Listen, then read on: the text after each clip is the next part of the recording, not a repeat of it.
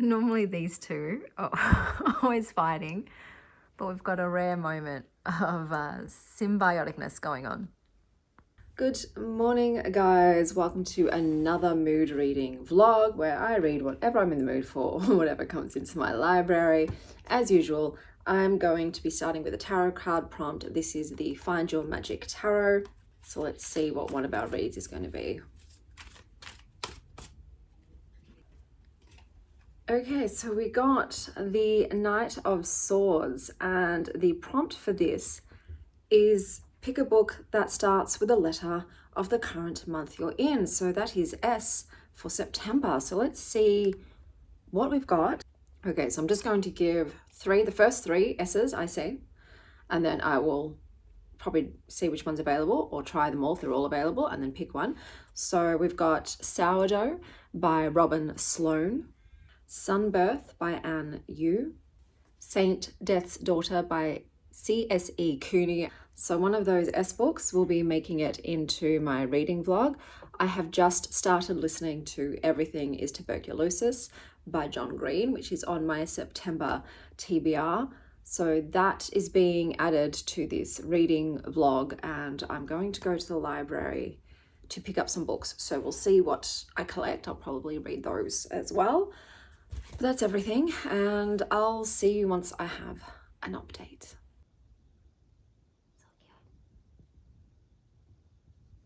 I wonder if he's going to have a bath. No, just a drink. Okay, so change in plans. Not going to the library. I can't be bothered, and the library is actually close to my kid's dad, so I'm just going to go there after I drop them off on the weekend. But the book gods have smiled upon me. I just got an ARC from NetGalley for Sweetner by Marissa Higgins, I think is the author's name. So that's an S, baby. I will be starting with that. And I don't know, I think I might add the Jasad Air in the sequel because I did buy that and I would like to read that. I don't like books that I bought just sitting on the shelves. I feel like they're silently judging me, so I'm going to read that as well. I set up a new little blanket pillow area on one of the couches. The cats have been taking turns. Oh my god. I love these little guys. They have the nicest little sing-song. They're so cute. Oh, that's what's going on. Hello, my darlings. I have done a decent amount of reading. Let me read to you. It is evening. I am about to go to my book club and I'm so nervous. I'm so nervous, but I'm sure everyone there is so nice and chill and it's going to be fine, even though I hated the book. Okay, so I did finish listening to Everything is Tuberculosis by John Green. John Green shares the story of his friend Henry Ryder, a young patient in Sierra Leone, while tracing the history, science, and global impact of tuberculosis. Once seen as a disease of poets and hot bitches, TB remains the deadliest curable disease and illness today, sustained by inequality and lack of access to care. 1 second, blue's at the door. Yeah, you can open it. Just push. Yeah, that's it, see?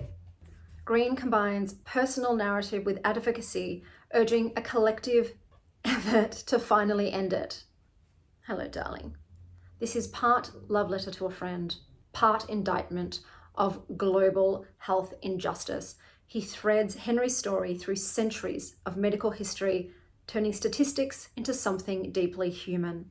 The book balances compassion and frustration. Compassion for those living with TB, frustrations at the system that allows it to remain the deadliest curable disease.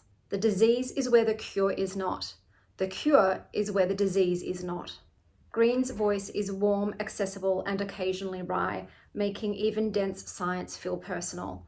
It's both a call to action and a reminder that advocacy begins with listening to someone's story. I will say, this book did not increase my fondness towards governments and most definitely towards Big Pharma. It is infuriating, but I thought it was well done. It's a great nonfiction, especially about a topic that I had no previous interest in.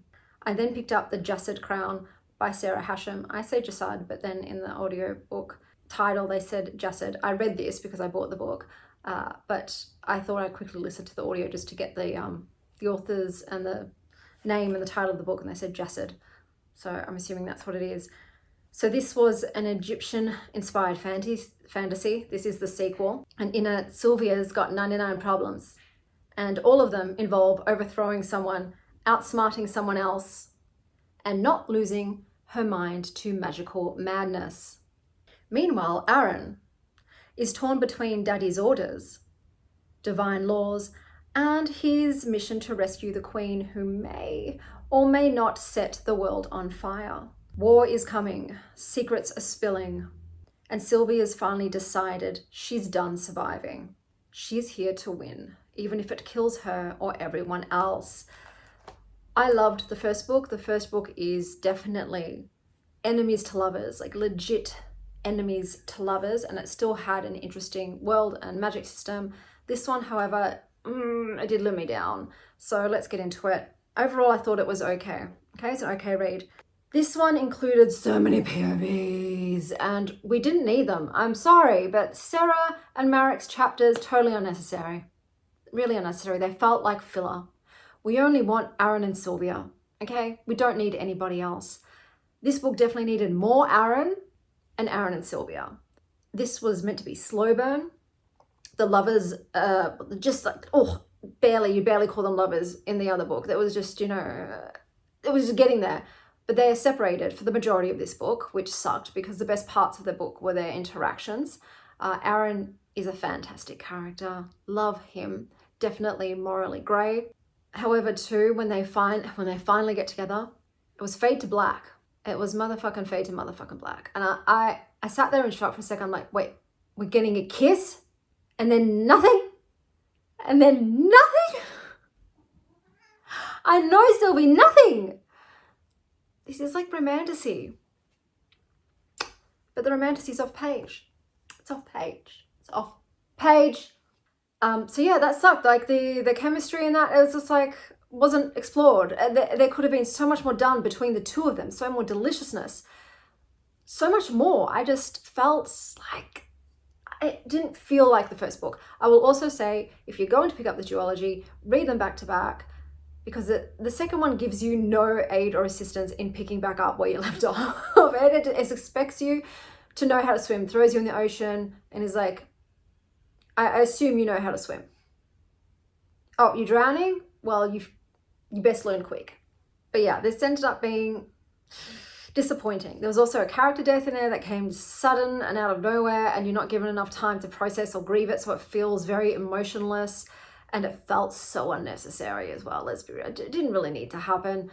And then the ending pissed a lot of people off as well. And like, it's okay. It kind of reminds me, was it The Age of Myth that did something similar? There's another book that did something similar. It was okay, but like I said, I was just a bit bummed.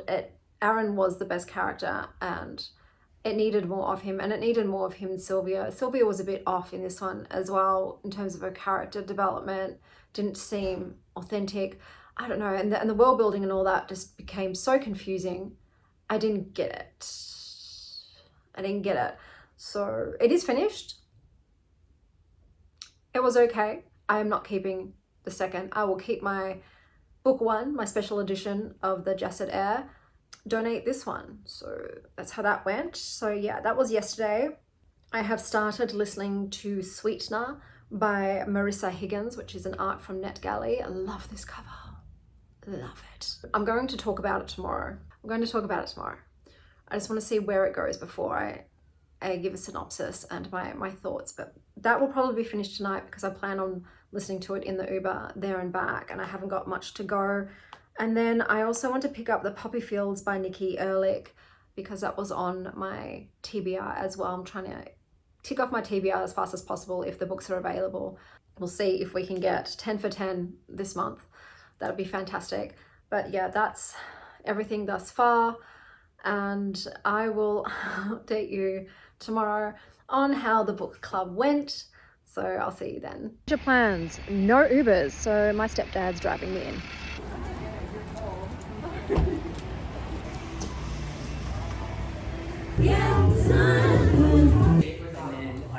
some like deemed icebreaker questions out because last time I think like people were. Thank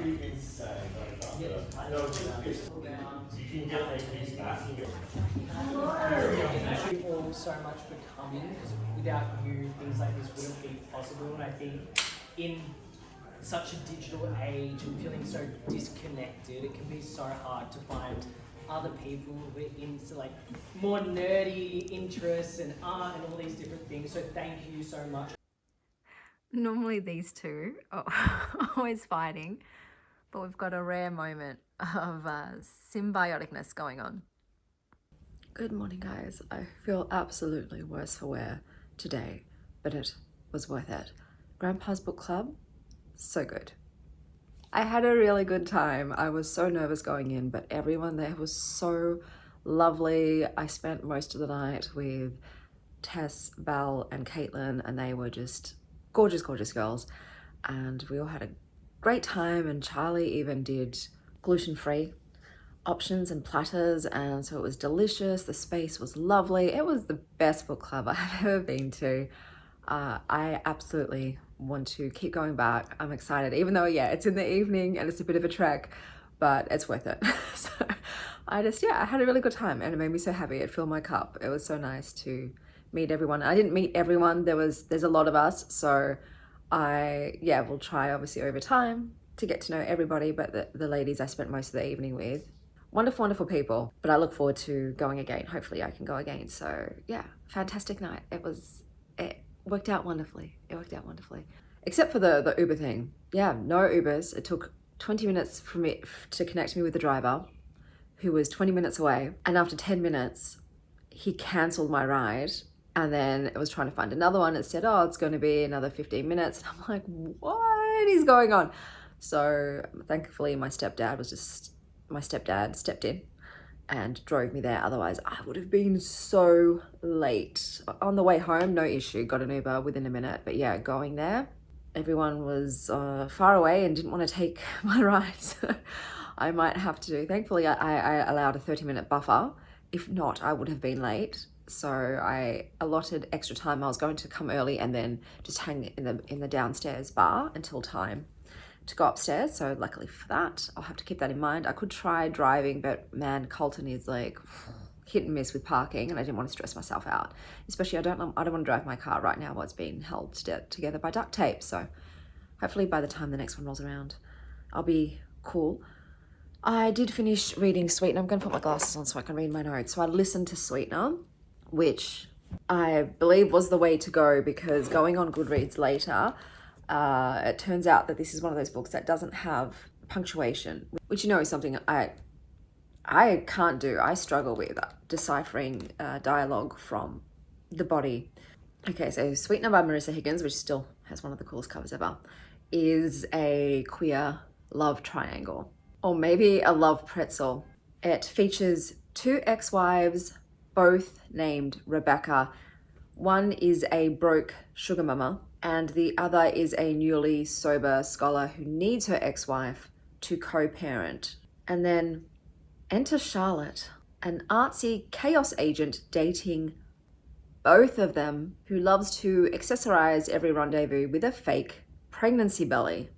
It's a book about exes, addiction, desire, and the strange, sticky way lives overlap.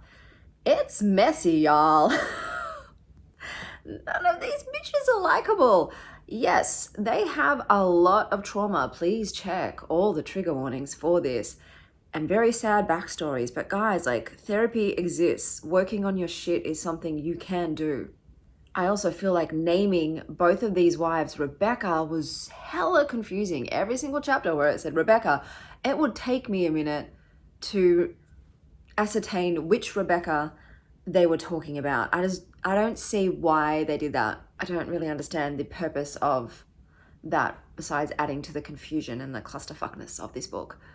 I did get irate with a lot of things. For instance, don't become a sugar mama if you aren't willing to pick up the bill. I myself am a former sugar mama. It's not something I want to continue in a future relationship, but I was in my last one. And Rebecca getting off. Every time Charlotte would go to a cafe and buy a muffin or a donut, I'm like, bitch, if you don't want to pay for her donut, why did you list yourself as a sugar mama? What are you doing? So it was very frustrating, her getting annoyed every time Charlotte cost her money. Speaking of Charlotte, Charlotte's need for attention is as unfillable as the Grand Canyon. And her choices and her decisions, like for instance, wearing a fake prego belly and deciding to covertly date both of these ex-wives just made no sense to me. I really didn't understand Charlotte. And her need for her attention really did fuel the chaos of the entire book. And I'm just not sure how I'm meant to feel besides being tired of the messiness and the chaos. I don't know. I thought I got into this because I thought it would be a messy fun time. It was more of a messy traumatic time. There is dog harm in this. And yeah, I don't know, guys. Look, I've settled on it's okay, but I don't know about this one. There was a lot, and I didn't understand the meaning or the purpose for most of it. So yeah, I'm glad I listened to it on audiobook. The audiobook narrator did a good job, but it was still hella confusing with a lot of it. So that's Sweetner.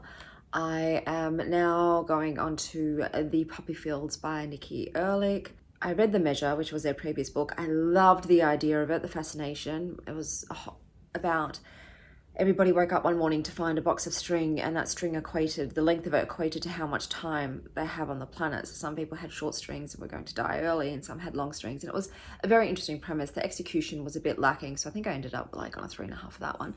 But I thought I'd give this one a go.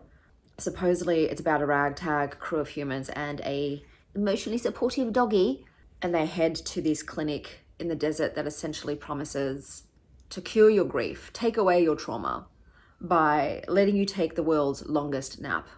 And I'm going to be starting with that. So if that is a banger, that might be the last book for this vlog, but I've been thinking about my uploading schedule, and it's pretty full on.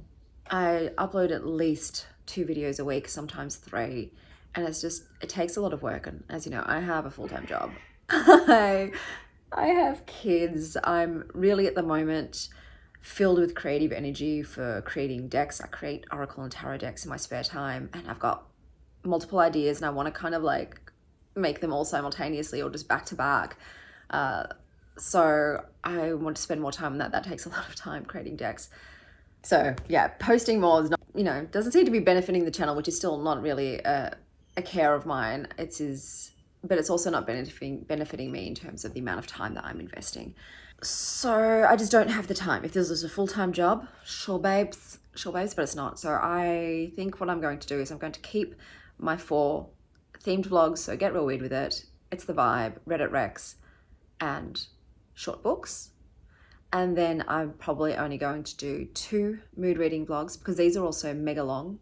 Most of them tend to end up being an hour. And then I might just throw one random one in, as I normally do. Like I'll do randomly special themed vlog, see how we go, or I might even downsize it to 1 mood reading vlog and just have a massive mega like 2.5 hour reading vlog once a month. It's just because, yeah, it's the deadline. Like I have to have it done by this date. I don't like the pressure, especially with the mood readings, because I have no idea when the vlog will end. It's not a set amount of books like the other vlogs I do. It's read these 2 books and the vlog's done. This one is read until I've got 4 complete books, because I just DNF so many, and I just never know which mood reading books are going to end up being the ones I read in full. So I think that's what I'm going to do. I might go down to 2 or 1 mood reading vlog and keep the 4 themed ones, and then the 1 bonus one, or I might even axe the 1 bonus one. I don't know. I'm just gonna play it by ear. I see how it go. But yeah, I want the deadline thing to be a bit more chill. Like just having the 4 themed vlogs with the deadline is enough. Unless, like I said, things change. If I'm no longer making Oracle decks, or have more time to sit there and edit. But video editing, it's not something I'm good at. It's not something I enjoy, and it takes a huge amount of time. So just trying to make things a bit easier on myself, avoid burnout, if you will. But there will be a minimum of 1 video a week, maybe 2. So it's still a lot. Plans today is I'm going to head to the library and grab some books. Some books have come in, some that I'm quite excited about. I have so much cleaning to do. This is the messiest my house has ever been. I've been quite exhausted. I'm on my cycle and the endoing real bad. I'll stop talking about all of my medical conditions. This is a book channel, I keep forgetting. So yes, I will go and do a book haul and come back and let you see what books I got. And I'll hopefully start, the poppy fields today. I love poppies. One of my favorite flowers. I grow some. You can't grow the kind that you can use for other things. You can grow the ornamental ones. And I did at one stage have a full poppy field, but then the next year I let them self-seed. Nothing came back. So yeah, gardening's going okay. No one's been able to come and show me how to use a lawnmower yet, so I'm just gonna have to let the lawn grow for now. But I'm getting on okay with the weeding and the pruning. I had to hack back my passion fruit bush, which unfortunately the passion fruits that it grows are not edible. I did ask my ex to make sure to plant edible passion fruits, but it seems the other ones were planted, the more ornamental. Like, it's okay. The flowers are stunning. Have you ever seen a passion flower? These are the most alien looking motherfuckers, but they are so cool.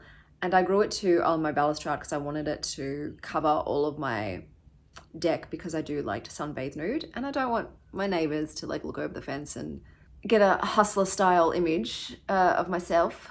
So providing privacy, but also flowers. But it would have been amazing if it also provided passion fruits, because passion fruits are hella expensive. They're always at the minimum $1 each.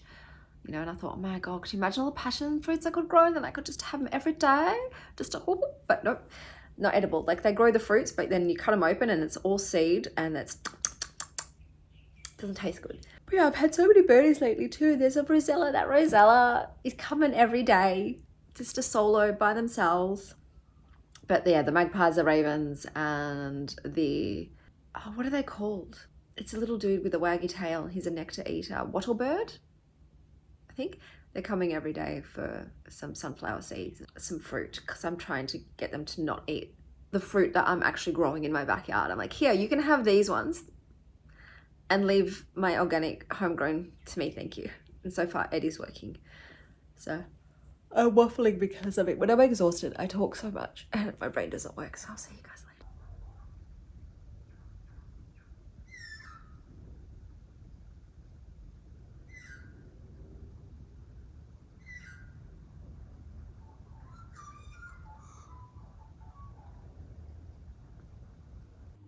Hey guys, I'm back from doing the library run. So I picked up Ursula K. Le Guin's The Word for World is Forest. It's an itty bitty one, so I could also put this in a short books reading blog. I haven't decided yet. I got that though. I didn't really love The Left Hand of Darkness, but I do want to try this author out again. Oh, she's gone now, so I can... Oh, what are you doing? I also picked up Victorian Psycho. I don't like this cover as much as the other one, but this is by Virginia Fito, I'll look that up later. This is also under 200 pages, so I could also put this in a short books reading blog. I won't do both. I'll pick one of them to go in there. The other one will just go in a mood reading blog. And I also picked up Clean by Alia Trabuco Zeran, translated by Sophie Hughes. Clean begins with an inescapable fact. A girl has died. So yeah, I'm excited about all of these, very excited. So you'll see them at some point. But I've decided I'm not going to do pretty much any reading today. I want to just work on my Oracle decks, and I also want to watch the movie Sinners. So that's on the agenda for today. So it'll be a bit before you see me with a reading update. But also I wanted to mention with the book club, I think I was the oldest person there. I think majority of the people that were at the book club were Gen Z. So if you are a Gen Zer and you're looking for a great book club, highly recommend Grandpa's Book Club. Hi, honey. Hi, honey. I love you. Oh, sleepy kitty. Sleepy kitty. He's so cute. Good morning, guys. I have an update. I decided to DNF the Poppy Fields by Nikki Ehrlich. It was really slow. They were in a car together, so they're on a road trip to the facility, and it seemed like they were just going to be forever on the road trip to the facility, and we're just learning about each of the characters' backstories. I'm like, this is feeling more like a litfic than a sci-fi. And I read some reviews and you don't really get anything from in the facility, supposedly, which is the only part of this story that I was interested in, like the Poppyfield's place where they help erase your trauma and your grief. So it just wasn't doing anything for me. I was really bored and I just didn't care about any of the characters. So that was a DNF. I think I'm going to pick up The Names by Florence Knapp, because my Chanel's chapter challenge prompt for September is Shady September, which is either read a book in your favorite shade or read a book that matches the season. And September is spring, and the Names has beautiful flowers on the cover and it just feels very spring-like. Sorry, there was a raven that just flew past the window, so I think I might go on to that. And if that's a bust, I will pick up The Scholar of Moab by Stephen L. Peck, because that was my orange cover prompt for this month, and I absolutely loved A Short Stay in Hell by them. Besides that, I have an insurance update fiasco thing. Turns out the guy did decide to make a claim, and he made a claim stating that I was at fault for the accident. The impudence! The audacity! The accident.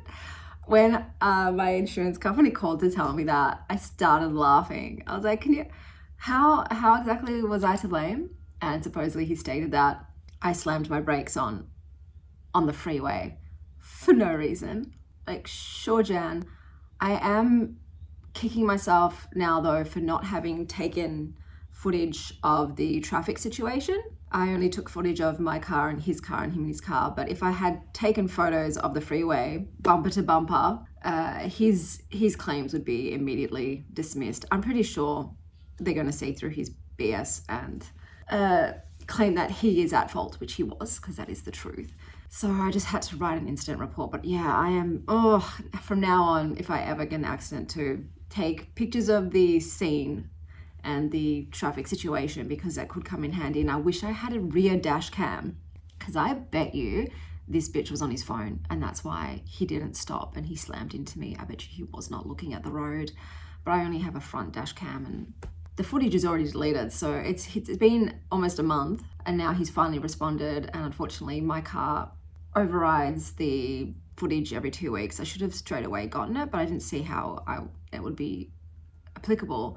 But I guess it would have shown the car in front of me had come to a stop. So also annoyed at myself for not getting the footage immediately, just in case I needed it, but I just did not think I would be dealing with a person like this. So, but yeah, if he's found at fault, my car gets fixed for no cost to me, my premiums do not go up, and I get a courtesy car. So hopefully it's all good. And look, and I do have witnesses, my children were in the car.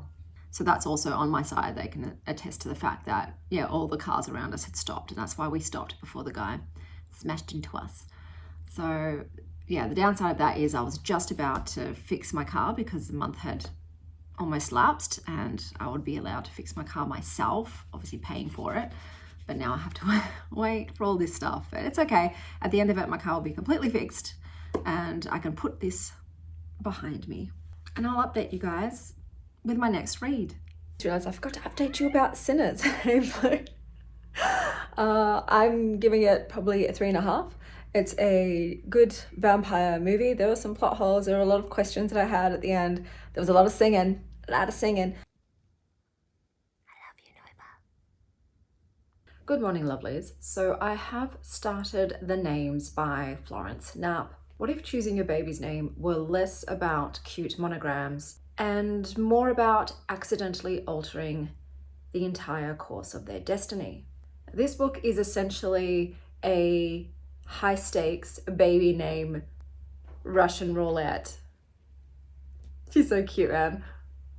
And Cora, the baby's mama, must decide if her son will grow up to be A, an independent Julian, B, a strong bear, or C, a Gordon, cursed to inherit his father's bad temperament. Turns out naming your child is less What would sound great with our surname? And more, do I want to unleash a storm spirit, a poet, or a future tyrant? This book centers heavily around domestic abuse, and reading the on-page abuse sits like a giant stone in your stomach. It is so heavy and you feel like you cannot breathe. Cora is choosing whether or not she wants her son to follow in his father's footsteps by chaining him to the same name, or if she wants to set them all free by allowing him to pave his own path and choose his own identity. I can highly relate to the concept of familial names tying you to your family's past, your family's rhetoric, narrative, and patterns. When I got married, I did not keep my maiden name, nor did I choose to take on my husband's name. I chose my own name. I wanted to be free to start a new story, as I was also wanting to be a cycle breaker. And so when I had my children, I gave them my new name so that they can write their own stories, so they will never be told, you're more like a, insert my maiden name here, or you're more like, insert their father's name here. I wanted them to be wholly onto themselves and not beholden to any sort of family legacy, so to speak. I wanted them to create their own. I wanted to start fresh with me, and them to not feel the weight of the family name. And I'm really glad I did that, because when I got divorced, I didn't have to change my name. I had already chosen my name, and that is something that I will say a lot of people did find insult with. They couldn't understand why I wouldn't choose either to keep my maiden name, my father's name, or take on my husband's name. So I also do understand the pushback with name choice, but yeah, this is very full on with the domestic abuse. It's, oh God, yeah, it's triggering, I will say that. So I am enjoying it though. We get a sort of sliding doors montage here where you'll have the 3 different names, Bear, Julian, and Gordon, and then each chapter showing the what ifs. What if the baby was named this, that, or that? How will it affect the unfolding of events and the future of that child and mother and family? So yeah, thoroughly enjoying. I am heading out today, going to the library, so I'll do a library haul and come back and show you some books. I also decided that I have a new quest for spring, thanks to Tom who suggested it. So last winter I was on the quest for the best hot chocolate, and I did decide on Cocoa Black, although there could be another contender, but it's out in a suburb that is 45 minutes away. If I do ever end up getting there, and I do think it's better than the Cocoa Black, I'll let you know, but I thought spring to me is matcha. So I am on the quest to find the best matcha in Melbourne. So I'll take you on that journey too.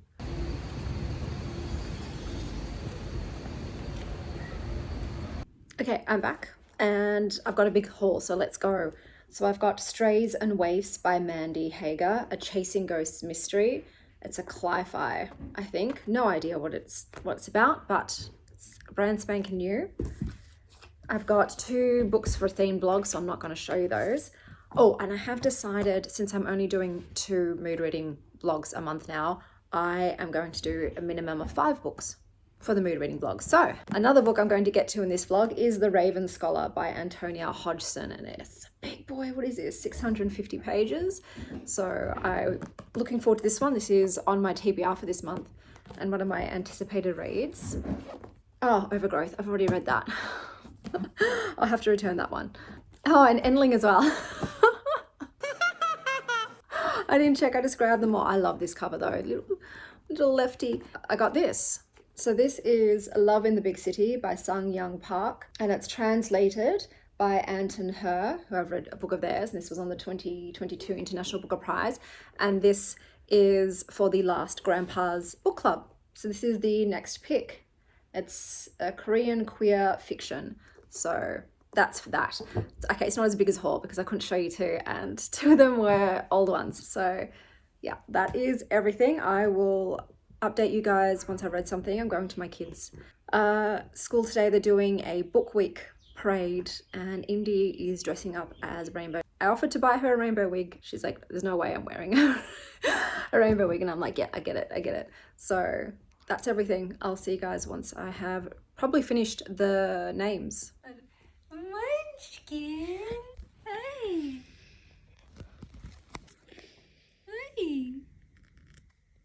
Oh, mommy. So cute. It's my buddy. It's my pal.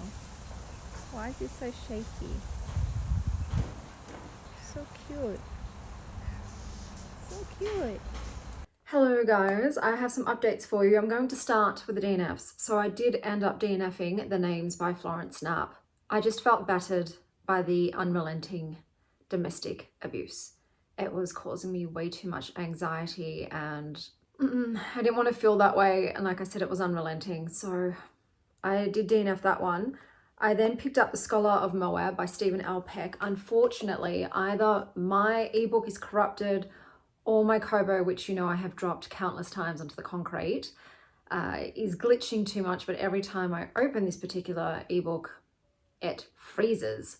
So I cannot read that one. I then decided to pick up NPCs by Drew Hayes. So in this book, you have 4 NPCs or non-playable characters, and they're just trying to live their lives, you know, run their shop, drink some ale, avoid being eaten by trolls, and then one day a party of adventurers stops through and get themselves killed. And because they were summoned by the king, the NPCs worry that if they don't arrive, the king will have their town destroyed. So they decide to essentially cosplay as main characters. This was incredibly cozy fantasy. Think Legends and Lattes crossed with the Chronicles of Lucitopia, but a lot more mild and just not as funny. I just didn't care about anything. So I DNF'd that one as well. And then I picked up The Raven Scholar by Antonia Hodgson, and I am 200 pages through this boy. And let me tell you about it. So in this book, you have 8 elite contestants who are auditioning to become the next emperor or empress, complete with robes, riches, and a target painted on their back.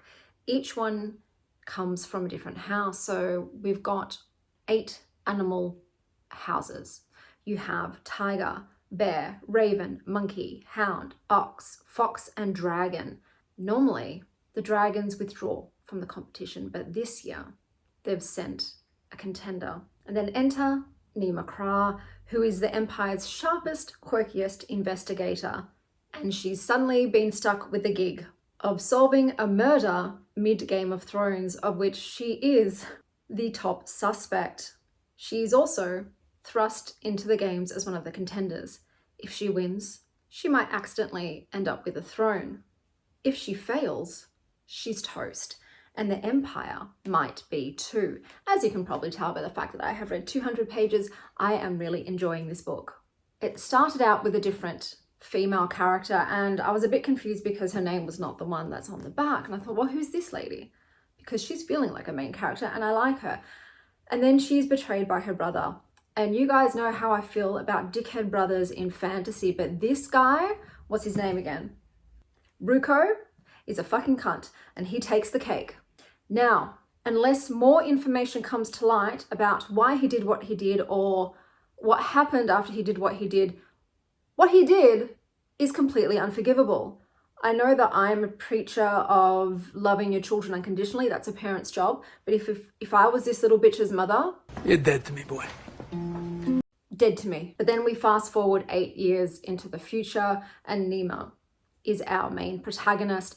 She is also in an established relationship with her childhood friend, Kane. And Kane is a very bitchy, sassy, cool assassin with possible ADHD. But unfortunately, a decision that she makes causes them to break up. And to be honest, I'm Team Kane on that one. So they've been separated. But now it turns out Kane is one of the contenders for the throne. So they have to reunite. And normally I'm not a fan of second chance romance. And it's just because I would never, ever, ever, ever get back together with either of my exes. One of them I hated when I left them. The other one, I still love them when I left them, but we just weren't compatible. But still, the thought of making out with them or anything, ugh, maybe it's the demisexual in me. But yeah, once I am broken up with someone, I no longer have any lingering sexual, physical attraction to them. So I don't get it. I don't get how you can break up with someone and still want them. But in this case, I am shipping her wholeheartedly, and I hope a new love interest is not introduced because I don't know how they could outshine my chaos queer cutie Kane. Now, if you read Quicksilver and you liked Carrion, the character, he's like Carrion, but a million times better. I am obsessed with him. Total you book boyfriend. So I'm hoping there's flirtation there, there's still chemistry there. And no one knows him better than Nima, and he's house fox, so he's sly, he's cunning, he's tricksy, he's sexy, he's charming, all of those good things. And Nima is house raven, so just think Ravenclaw, you know, it's all about the noggin, it's the academics, it's the writers and the rule makers and the lawyers, if you will. In this world, people have powers too. As to who has what powers and what they are and how the magic system is, I don't yet really know. We've only had glimpses of it. If I was going to pick a house, I'd be House Dragon because they seem to be cool motherfuckers. And I'm like, oh, why? What's going on? Why this year are they back in the games? And this year, one of the contenders is killed outside of the games, so things are afoot. The dragons, you know, have their own agenda. They are the only house country, if you will, that is sovereign and not under the rule of the current emperor.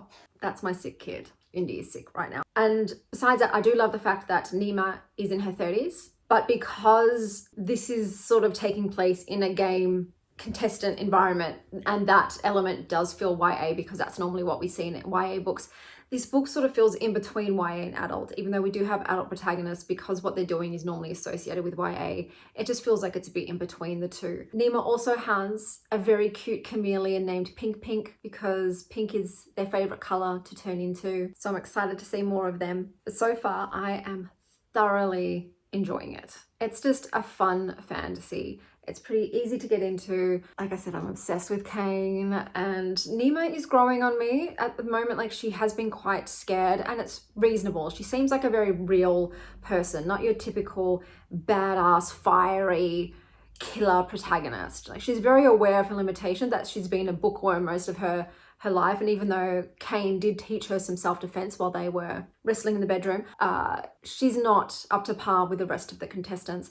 I've liked getting to know the rest of the contestants. Obviously, I'm hoping that Rico chokes on the dick. He's also a contestant. I smell a redemption arc on the horizon. That's all I'm going to say. I do. I see it coming. But I'm like, I would like to hate him. I would like to hate him if what he did happened how it's meant to happen, and his motivations are the same as the motivations that we've gotten so far. He is the worst. So I am a bit befuddled as to how he could possibly come back. But there are, some lovely characters. There's a bit of like street rat situation going on because Kane was a street rat, and Nima found him when she was 8 years old, and she fed him and helped him to survive. And they're both sort of from the wrong side of the tracks. And wouldn't it be unbelievable if a poor person ended up as the ruler of the lands? Maybe a reform is on the horizon as well. So yeah, it's just a fun time. Like I said, I'm 200 pages through. If I wasn't going out today, I would binge this all in one go. It's that kind of book where I know I would just keep reading, because also every time Kane is on page, I am giddy and kicking my feet and giggling. So yeah, I will definitely be finishing this book for this reading vlog. Most likely tomorrow I will finish the other 450 pages. Today has been full on. I think I might turn this up because it is very dark. Is that better? Let's see. So yesterday, as you know, I had the gluten thing, and obviously unfortunately my body does not like it. It flares up my autoimmune conditions, and I was feeling unwell. And then last night I ended up having to stay up until 3 a.m. to trade because of insane volatility in the market. So I was on very few hours of sleep, and then when I woke up, my daughter was sick, and then I slammed my hand into the door. Like, it broke the skin and everything, but like the pain is like reverberating all down my arms. So I don't know if I hit some sort of tendon vein thing, but this is in a lot of pain. And It's my sister's birthday tonight though, so I have to rally, but because my kid's sick, they were meant to sleep at my mum's house, but she doesn't want to sleep there when she's unwell. I completely understand. So it was meant to be dinner and dancing afterwards, but I don't think I can do the dancing portion. I do have a Cinderella curfew. I have to leave so I can be home by 10:30, so my mum can go home at a semi-decent hour. So yeah, I'll have to cut it short. I was actually looking forward to kicking my heels up. It's just something I don't do very often. It hasn't worked out that way. Maybe it's for the best, maybe it's for the best. But I thrifted this dress, which is by the same brand and looked to be the same as the black one, but the buttons don't undo on this one, because the black one, you recall, I unbuttoned it all the way up to my hip, so I could wear some thigh-high tights and garters with it. But this one doesn't actually unbutton. They're fake buttons. It's sewn shut, and I didn't notice that when I bought it. I could probably, you know, go and pay someone to make it so that I can unbutton it, but that's like paying more money for it. No, it's like it's a steal because it was thrifted, and if I pay more, then I'm probably paying full price. So I probably should learn how to sew, but not gonna. But going out to party, and I will update you guys probably tomorrow with my thoughts on this big boy.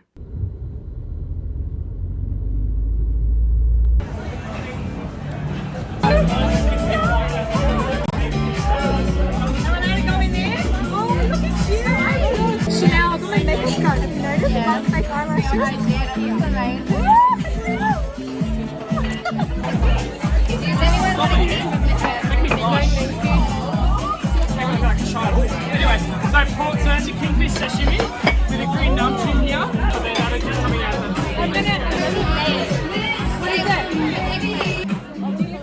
I think we were right about happy birthday to you.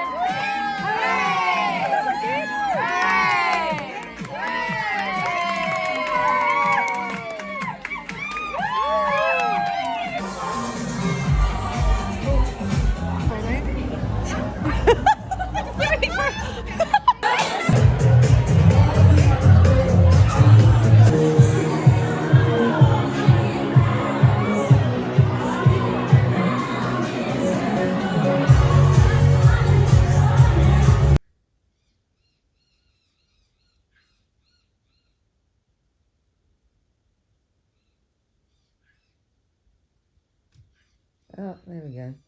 I was waiting for it. Sylvie, why you gotta slap everybody? Sylvie. They had a nice moment. They were kissing before, like they're giving each other nose kisses. And I was just waiting for Sylvie to Sylvie, you little Scorpio slapper. Good morning, guys. Let me update you on how I'm going with The Raven Scholar. So I'm halfway through the book, still loving it. So I am changing my allegiance. I've learned more about the dragons. They're cold, man. They're brutal. They're harsh. It's too much. It's too much for me. There's no love and light there. So I'm choosing the ravens. I'm choosing the ravens. And speaking of the ravens, we've got some talking animals here, and that I'm loving that aspect. It's very cool.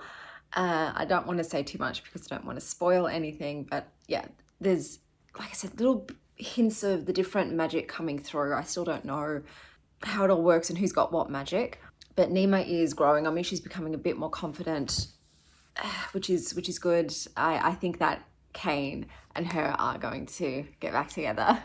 Kane gives me life. Oh my God, the amount of times I'm laughing.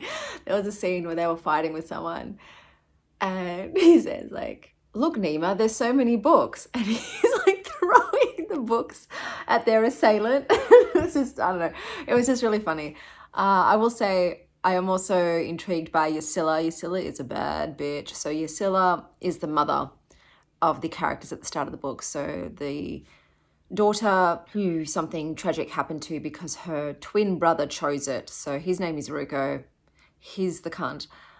He's the one that is also the, I'd guess say most likely to win and take the crown.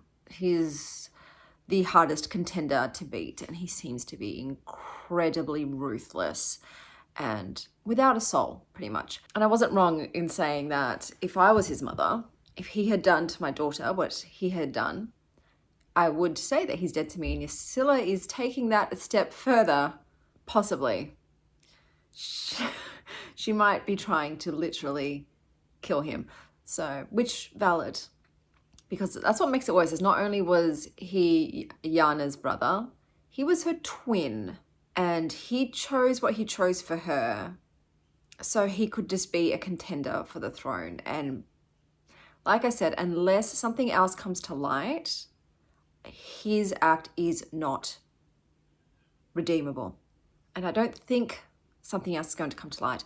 I do feel, however, that the dragons might be involved in events pertaining to the beginning of the book. So I wouldn't be surprised if someone does return and the dragons were involved. Not entirely sure. But yeah, Yasila is terrifying and really cool. So this is going to be one of those books where I think everything will come together right at the end, and you'll see maybe who's working with who and whose motivations for what. And it's got the mystery element, the whodunit is probably the biggest element in this book. I feel like it's the solving of the mystery. Even though we've sort of ascertained who killed the Raven contestant Gator, who was a bitch, other people could also be involved in that, and those people we do not yet know who they are. And I just hope Cain isn't involved. I just don't want anything to happen to Cain, okay? I don't want anything to happen to my precious baby. My baby Cain, who loves to eat, God bless him, is always putting things in his mouth. And I'm hoping him and Nima can reconcile. Clearly he's heartbroken over her. She's the only woman he loved, and he's the only man she loved, and they were together since they were 8. And like I said, the circumstances for their breakup, it's reasonable, and you understand why both of them made the decisions that they made. It's understandable, but like I said, I still think Nima was in the wrong there and could have made a different choice. And I hope, because this is an adult book, that there's a sex scene. I really hope, because I would like to see Cain in a sex scene. I think he would be very skilled and a good lover. So yeah, I'm really enjoying it. I'm hoping to finish that today. It's been slow though. My reading is slow because I have a massive headache after yesterday. So the restaurant was great, but it was so loud. My ears are ringing. It was very loud. And my throat's worse for wear because I had to yell. And I did get a little bit of dancing in, not much. So we went to Bar Bambi, which was very cool. And there was some beautiful people there, but Bar Bambi is a restaurant, and then it turns more into a bar and lounge. So there wasn't really a dance floor yet because people were still eating dinner. And we were standing there, and it's a bit awkward when people are eating their, seafood platter right next to us. So we went to Garden State, which is fine, but the people there tend to be, like I said, which I've said previously, either early mid-20s or 50s and up. So I'm no one in my age range.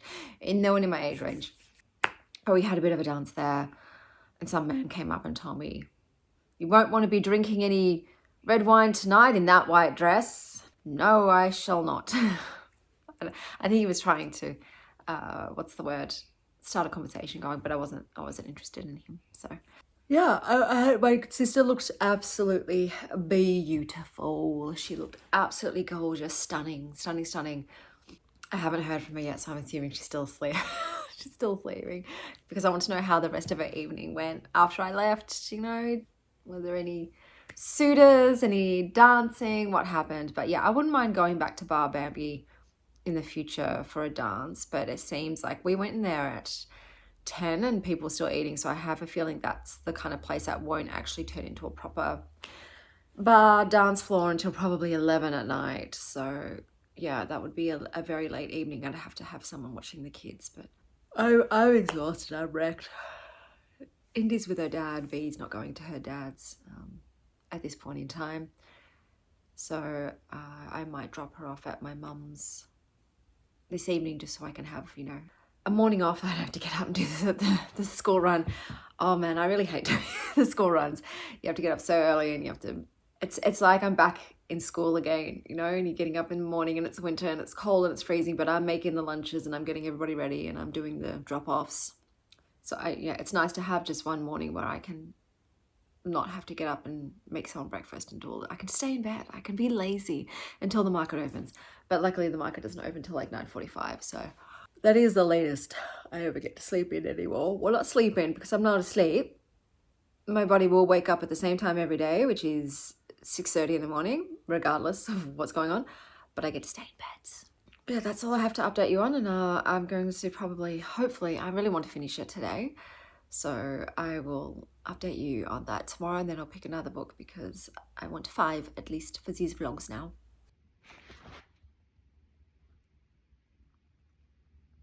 Oh my god. Holy shit. Chasing the light from my phone. Oh no! Hello my darlings, so I have finished reading The Raven Scholar by Antonia Hodgson. Let me tell you some more about it. So this is like Knives Out Empire Edition. So if you like your fantasy with a big dose of palace intrigue, murder mystery, and neuro-spicy character banter, you will enjoy this. The main character Nima did remind me of Emily Wilde from Emily Wilde's Encyclopedia of Fairies because she will bust out a footnote in the middle of a knife fight. I felt like Nima really came into her own in the end, and it was great to see her character growth. And I will say that all of the characters felt authentic in this. They behaved in ways that made sense for them, which I appreciate because sometimes you will get a character that's all of a sudden acting valiant when they never had that character trait before. You know what the character's like, and even though you wish that they would act different in a particular scene, it makes sense that they would act how they are, what is true for them. So I appreciated that in this. The pacing also balanced the brainy deduction with the high drama really well. 1 minute you're puzzling over courtly riddles, and the next someone's bleeding out on the floor. And all the while too, it's interspersed with witty one-liners that had me chuckling out loud. Most of these came from Kane, but Nima sometimes got some zingers in too. I really liked the way that animal elements were used. So the fox, tiger, hound, etc. All of those animal allegiances served as symbols of personality, destiny, and social expectation. They explored how much of identity is chosen versus imposed, and whether or not a label helps you shine or boxes you in. And Nima would use the characteristics of the animals to determine the behavior of the other contenders or to solve the riddles, which I thought was really fun. Obviously, Kane is House Fox. Foxes are tricksy, and so if you like morally grey Loki types, you will fall head over heels for him. He is the standout character in this book. But my bros, the sex scenes were fade to black. Mate, what? What do you mean? So, this is an adult book. The spice is barely there. And it kills me because I love this couple, but their chemistry is killed by the lack of description. And I'm not even just talking about the actual sex scenes, which are fade to black. Even when they kiss, it's very PG. There is no description. It's like she leaned in and kissed him passionately. That's it. You're not going to get any descriptions of lips and tongue and moans or anything like that. It's just very flat. And it is, like I said, dulling down the chemistry. So I think this would be even more popular if the romance scenes were fleshed out a little bit. You don't, look, lady, you don't have to be graphic and talk about cock sliding in and out, but just put a bit more passion into the description, even of the kissing, of the making out, of the hands on the ribs or something. Like, give me some more flourish, okay? Some more panache, some more tantalizing words so I can feel the tension and the flirtation and the yearning and the lust. You can do it in a way that's still classy, San Diego, but it needs more. It's such a PG romance, and it's such a bummer because Katie's not a PG guy, all right? Like, let's get for real here. The guy was, you know, banging in orgies the entire time that they were broken up, which I don't love. Okay, I will say, I don't love that in a love interest. I want them to have been celibate the entire time we were apart, but it makes sense for his character. You know, before then, though, he was a one-woman guy, and Nima was his one woman. So I still love them together, but we need a bit more zest, okay? We need a little bit more zest between them so we can feel it. But what was zesty were the amounts of twists and reveals in the book. There's a lot of them, and I will say I saw one coming, but it was a red herring, and I didn't see the true reveal, and I was like, oh shit! Like, you saw my reaction. You saw my reaction. I was shooketh. I was shooketh with that. This is not a standalone, which I didn't realize. I thought it was a one and done, but no, it's not. I will be continuing the series. I will still say that if what happened to Yana, the twin girl at the beginning of the book, is what happened, and she is not miraculously still alive, then Ruko still does not deserve a redemption arc, okay? He can rot in jail. It doesn't matter how nice he is to everybody else, or the little romance that's starting with him and the bouncing bee and Bina. I don't care. There is nothing he can do. If his sister did suffer his choice for her and did in fact die because of him in that way, then he can rot in hell, okay? That girl did not deserve her fate, and it's even worse when you see the other reveal and you know the other parties that play that could have done something and they chose to not to. They can all fucking die. I understand Yusilla very well right now. That's all I'm saying. I'm like, I stand behind her. She's in a very tough spot, but I back her choices. So yeah, this was a lot of fun. It's said it's epic fantasy. I don't feel it's quite epic. Look, there's epicness bits to it, but it still felt like more of a rollicking good fantasy fun time than, you know, the more what I call like the serious, heavy, intense epic fantasies. They also tend to have a bit more of a slow pace, to be honest, than this one. But I had such a great time, guys. Thoroughly enjoyed myself. It was an excellent book, and I have purchased the Illuma Crate edition of it because it's a 5-star read for me, so I am splurging on having a beautiful edition of it to add to my bookshelves. What am I reading next? I'm not sure, because I'm going out on my matcha hunt again in the CBD, which you will see in my short books reading blog. So that's what I am doing today, and I'll catch you guys later once I've read some more books.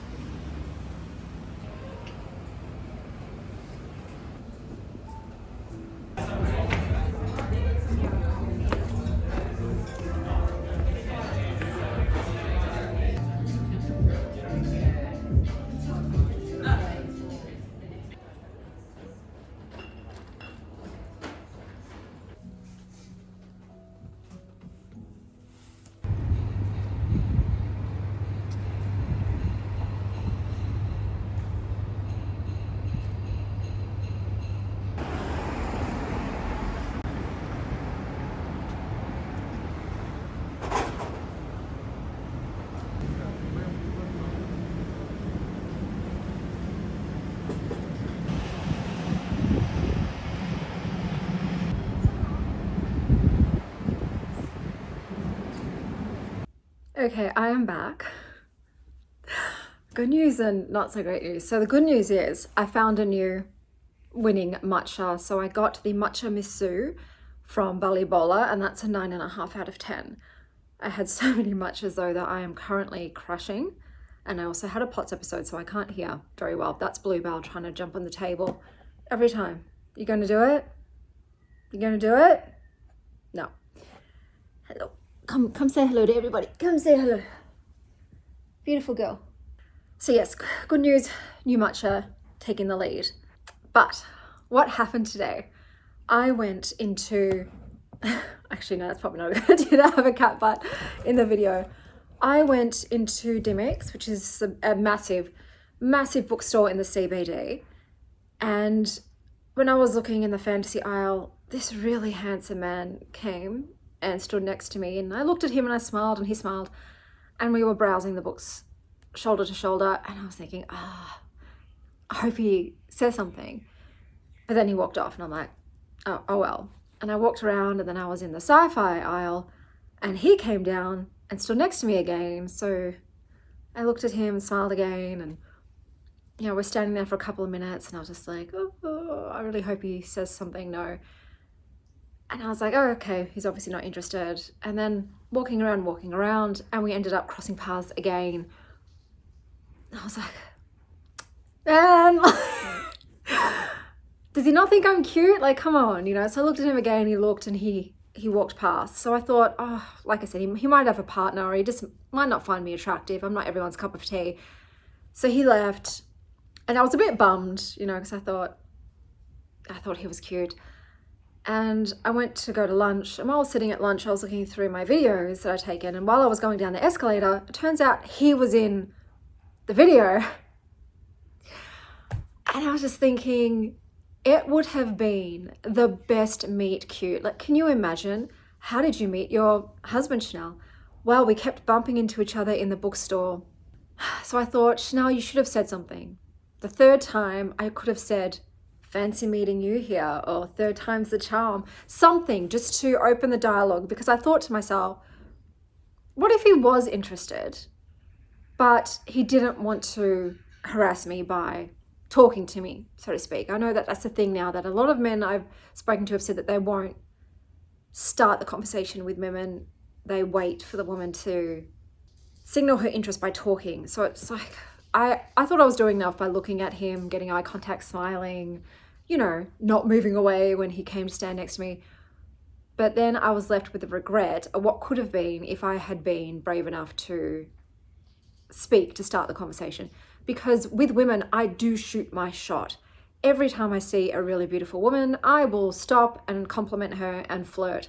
Even though I have thus far been rejected every time, because the percentage of gay women is small and the percentage of gay women who find me attractive is small. So it's like this much of a chance that I'm actually going to be successful in my flirtations with women. But then with men, whom have a high chance of them being straight and finding me attractive, I don't say anything. I wait for them to say something. I will look, I will smile, I will give eye contact, I will tilt my body towards them, but I don't say anything. And I think this was a lesson to me, to say even just like, hi, maybe that's enough. Because what if he was single, and what if he did think I was cute and I lost the opportunity? Sometimes I believe in destiny and fate, and what's meant for you won't pass you by. But then sometimes I believe that the universe is just chaos and everything is just chance and nothing is planned. And I'm like, you could never see this person again, and it could have been someone you could have had a beautiful relationship with. So on the off chance that you are that man, or you know this man, I'm putting the photo I have of them here. And if so, please DM me. Please DM me. Because we both like the same books and I find you very attractive, you know? So, but yeah, it's a lesson to me. But then I did immediately learn that lesson. I was on the tram and this, once again, gorgeous man came on with painted black nails and I'm like, oh my God. So I was sitting and they were standing, and when they looked at me, I looked at them and said hi. And then they turned away. And at first I thought, oh, they're not interested. But then I saw they were wearing AirPods. And then when it finally clicked to me, oh, maybe they didn't hear you, Chanel. They'd already gotten off at the next stop. So I've got to remember that as well. What if they're wearing AirPods? Because I can see too in this photo of this guy in Dimmicks, he was wearing AirPods too. So maybe me saying hello wouldn't have been enough. I would have had to look like wave and said hi. So I'll have to make sure that when I ovary up and flirt with a man, that they can actually hear me as well. But I'm just feeling really bummed, guys. I just was thinking like, oh, what a missed opportunity. He was cute. Like, we're both bookworms. I was attracted. I think I'm looking cute today. Correct me if I'm wrong, but I was like, oh, you know, I'm looking cute. Maybe could have been a thing. Oh well, if we ever cross paths again and I recognize him, you best believe that I'll be up in his face saying hello and seeing if he takes the bait. If he doesn't buy it, I'll let it go. You know, I need to get better. I can handle rejection from women, but I've never tried to hit on a man first. I think it'd be worse if I was rejected by a man. With a woman, I just go, oh, they weren't gay. You know, like it in my head. I'm like, they're not into women. It's no big deal. But with men, I'd be like, oh, he's rejecting me because he's not attracted. But there were so many books, but I think I got a bit flustered after the third time we crossed paths and he didn't say anything. So I was just like, I'm just going to leave because I'm romanticizing this multiple encounters with this man too much who doesn't know me. But yeah, I did get a new matcha today, so yay. But am I going to go into the city next Monday at the same time to Dimix, just in case? Yeah, I am. I'm just going to do it once. I thought just in case a man's thinking the same thing, I should have spoken to that woman. And the only way that we could possibly meet again is if we at the same place at the same time. Just in case he's thinking the same thing I'm thinking, I'm going to give it a go next Monday. As long as I'm able, as long as I'm not sick, I'm going to go in at the same time. If he's not there, oh well. But I did read. So I started this book, Strays and Waifs by Mandy Hager. And then I was like, oh, actually, I'm going to switch to an ebook. I actually don't like reading physical books when I'm in cafes. I don't want to get anything on them because they're library books. So I switched to The Witch Roads, and I can't remember who it's by, but I'll put a picture here. And isn't this cover gorgeous? Gorgeous. So far, it's not really gripping me. I did just come off a 5-star fantasy read with the Raven Scholar, so that is probably to its detriment, but it's a bit of a slow start. I haven't read enough to really give you my own synopsis yet, so I'm going to read a bit more, but the main character seems to be a 30-something-year-old woman, and she's in charge of her sister's son. Her sister has died, and she's taking him on the witch roads, and we've had talks of haunts, like these sort of spectral ghost-like creatures. I think she's going to cross paths with a prince who gets possessed by a haunt. I think that's what the blurb is. But I'll tell you more about it once I've read some more. I will give it a solid 100 pages. I always do for fantasy, unless I'm hating it. If I'm hating it, fuck it. But if I'm ambivalent, I'll give it 100 pages to get me into it. So I'll update you once I've read some more. I've got a new spot. Hey, honey. Oh, you're so cute. Good morning, guys. I read 150 pages of The Witch Roads, and I've decided to DNF. The writing style just isn't for me. It's very dense and dry and dull. It's not very exciting, and I liked the haunt character, but everybody else I just did not care about. So no, I just wasn't enjoying myself. It felt like a slog. That 150 pages took an eternity. And after coming off a 5-star fantasy, I'm not going to do that to myself. So I've DNF'd that.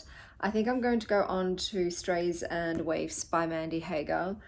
This cover is doing this book zero justice. I'm really not a fan of the cover.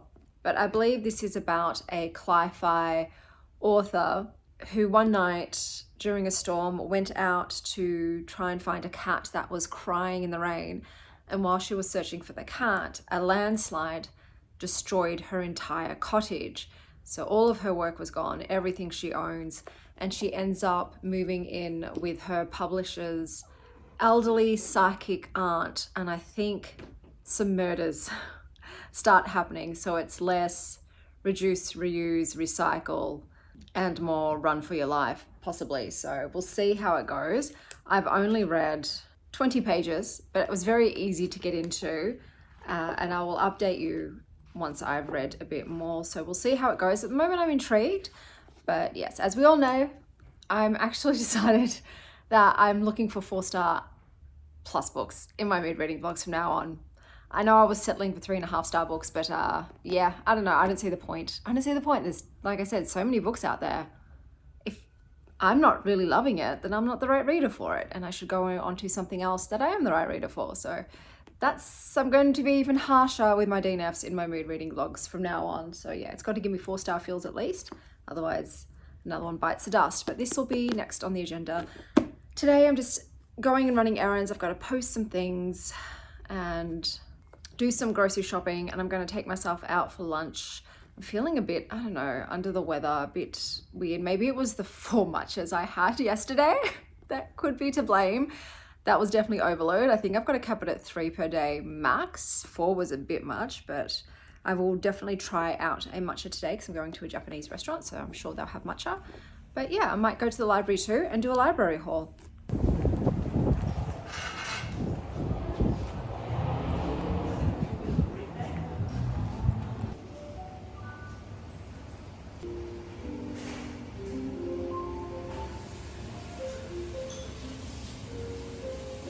Okay guys, I'm back.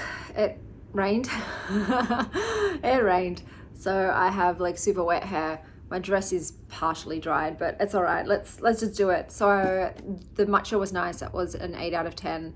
I'm mixing it up between hot and cold matchas and plain and flavored matchas. But I did go and get some books. So I've got I Cheerfully Refuse by Leif Enger, Death and the Gardener by Georgi Gospodinov, Murder by Memory by Olivia Waite, and I've got another book here which I might do in an upcoming reading vlog. It's by Vladimir Nabokov. It's not Lolita, but I'm going to give it a read first, because if it's awful, I'm going to scrap that reading vlog. No, I did that recently too. I picked up A Cruel Thirst and Blood Magic because I was going to do this themed vlog, and both of the books were not for me. They were very YA, even though one of them was meant to be adult, but So I was like, no, I'm just going to scrap the vlog. I'm not going to push through these books I don't like. So yeah, those are the 3 that I picked up. If Strays and Waifs isn't slapping, I'm going to go on to this one next, Murder by Memory, because this is just a nitty bitty novella. I think it's supposed to be like a little queer, cozy murder mystery sci-fi, so that could be a lot of fun. I got an unexpected gift from my ex-mother-in-law. Look at all these kitty cats, so cute. Hello guys, apologies for the really dark light because it's dark. So I was reading Strays and Waifs. It was good, but it wasn't great. It was, I don't know, like heavy on the soapboxing. I felt like the characters were just a tool for the author to have her say. A lot of the conversations just felt very preachy and written. So I did decide to X that one, and I went on to Murder by Memory by Olivia Waite because it's such a little mini novella. How many pages is this? 100 pages. And I was thinking, I don't think I would ever DNF a 100-page novella. They're just so short. They're so short, so you can just whip through it. So in this one, we are on a luxury starship where death is reversible, and the detective Dorothy Gentleman wakes up in somebody else's body just as someone has started permanently deleting minds. In this world, your consciousness is uploaded onto books that are taken care of by librarians. And whenever your body starts to really wear down, you can sort of start over again, get re-uploaded into a younger version of your body. Or you can just stay on ice for a while, have a bit of a break from the human existence. This is a bit of a cozy whodunit that blends classic detective tropes with high concept sci-fi and a side of tea and knitting. The main character, Dorothy, is a very wry sleuth. They're pragmatic and sharp. They have this kind of humorous relationship with their sort of feckless, cavalier, dandy nephew. And even I would say it is definitely cozy, but the thought of having your consciousness permanently erased and therefore you cease to exist is terrifying. So there does add an element of stakes to it. There's a bit of hints of romance, for instance, with the yarn shop ex of the body Dorothy is currently inhabiting, obviously the chaos of the body swapping going on, and the creeping dread of permanent deletion. But so the tone is kind of playful, but also a little unsettling. I thought, despite the fact it's a cozy sci-fi, it was very fast paced because it had to discover the crime and then solve it in the space of 100 pages. It also added just a little bit little bit of commentary on memory, identity, legacy. Sorry, I just got an email. Okay, that's fine. To me, it felt like Agatha Christie crossed with Murderbot on a generation ship. So I thought it was fun. It was good. Not great, but good. It passed the time, and it was fun to wrap up a murder mystery in such a short amount of time. And it's super queer. I only saw either male-male or female-female relationships in it. There were no heterosexual relationships depicted in the book. At least I don't think there were. But, you know, a lot of rich people trying to continue to amass wealth, insane, obscene amounts of wealth.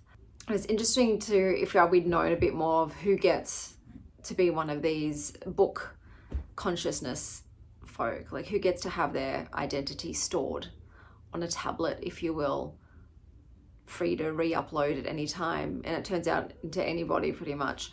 I wonder how, if it's for everyone or if it's just for these people.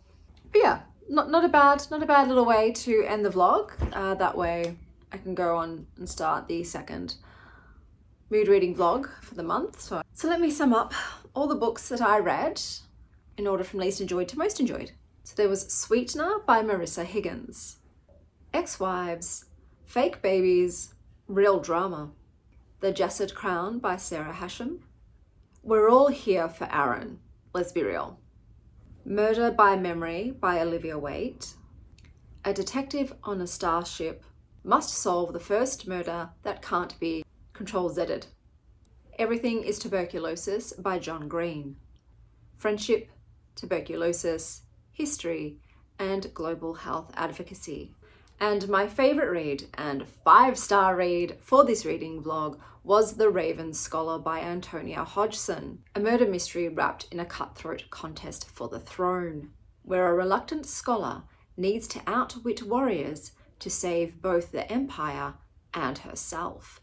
So those were all of the books that I read for this mood reading vlog. Let me know down below what your most recent read was, and until next time, stay well, Star Child.